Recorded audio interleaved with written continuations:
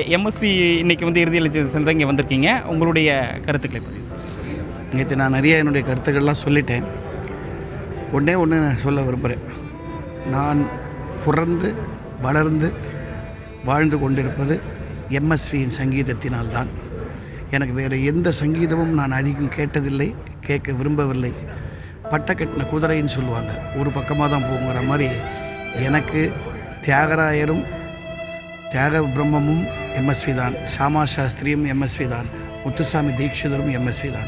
வேறு எந்த சங்கீதமும் எனக்கு தெரியாது. அப்படி வளர்ந்தவனா. ஸோ நான் அவரை பற்றி வேறு என்ன பேசுகிறது? ஒன்றே ஒன்று எனக்கு தோணித்து. இன்றைக்கி நாமெல்லாம் எழுதிட்டுருக்கோம், ஆனால் ஒருத்தர் சிரிச்சிட்ருக்கார். யார் சொல்லுங்கன்னா, கண்ணதாசன். 83 உன்னை விட்டு பிரிஞ்சனடா பாவி, நீ இல்லாமல் நாங்கள் தனியாக இருக்கேன், வா நம்ம சேர்ந்து இனிமேல் டியூன் போடலான்னு மேலே அவர் சிரிச்சிட்டு இருக்கிறதா என் மனசுக்குள்ளே ஒரு காட்சி நேற்று எனக்கு சொப்பனத்தில் வந்தது. அவர் மட்டும் இல்லை, அங்கே ஒரு சிவாஜியும் ஒரு நாகேஷும் ஒரு சாவித்திரியும் எல்லாருமே என்ன சொல்கிறாங்கன்னா, இனிமேல் இத்தனை நாள் நாங்கள் சொர்க்கலோகத்தில் பணம் எடுக்காமல் இருந்ததுக்கு காரணம் என்னென்னா மியூசிக் போட இன்னும் ஆள் கிடைக்கலன்னு. இப்போ எம்எஸ்வி கிடைச்சிட்டார். The best picture of the century இனிமேல் அங்கே தயார் பண்ணுவாங்க. இங்கே நமக்கு இனிமேல் வெறும் சஹாரா பாலைவனம் தான் இந்த சினிமா இண்டஸ்ட்ரியில். ஏன்னா இருக்கிற டேலண்ட் போராத்தையும் ஆண்டவன் கூப்பிட்டுக்கிட்டான் அந்த பக்கத்தில். அதுவும் எம்எஸ்வி கிட்ட ஒரு மிகப்பெரிய விஷயம் என்னென்னா, அவரால் த கிரேட்டஸ்ட் இன்டலெக்சுவலையும் அந்த மியூசிக் கால் கவர் பண்ண முடியும். தெருவில் ரிக்ஷா எடுத்துகிட்டு போகிறவனால் அவர் மியூசிக் கவர் பண்ண முடியும்.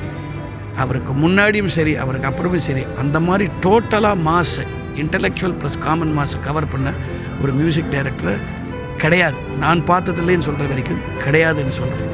சுருக்கமாக சொல்லப்போனால், என் இரு கண்கள் சிவாஜிக்கு, என் இரு காதுகள் எம்எஸ்விக்கு மட்டுமே. அவர் கூட நீங்கள் இணைந்து பணியாற்றிருக்கிறீங்க. அவர் இசையமைக்கும் விதம் பற்றி கொஞ்சம். அவர் இசையமைக்கும் விதம்னா, அவர் உட்காந்து நோட்ஸ் எழுதி, இப்போல்லாம் இன்னும் ரெக்கார்டிங் தியேட்டரில் போனால் ஐசியூ, ஹாஸ்பிட்டல் ஐசியூ மாதிரி இருக்குது, காதலெல்லாம் மாட்டிக்கிட்டு பண்ணுறாங்க. அதெல்லாம் கிடையாது. அவர் ஜீவ நதி.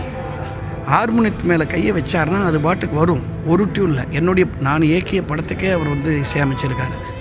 அவர்கிட்ட நீங்கள் கேட்டுக்கிட்டே இருக்கலாம், அவர்கிட்ட இந்த டியூன் வந்துக்கிட்டே இருக்கும். அது வற்றாத ஜீவ நதின்னு சொல்கிறாங்களே, உண்மையில் அதுதான் எம்எஸ்வி. ஒரு குழந்தையை போல் அவருக்கு அந்த ஆர்வம். அதனால்தான் அவருக்கு பெருசாக ரெக்கக்னிஷன்லாம் கிடைக்கலங்கிறது அவர் மனசில் அதை எடுத்துக்கவே இல்லை. காரணம், அவர் இந்த உலகத்தை மறக்கிறதுக்கு இந்த ஹார்மோனியத்தை கையில் வச்சுட்டாருன்னா போதும்.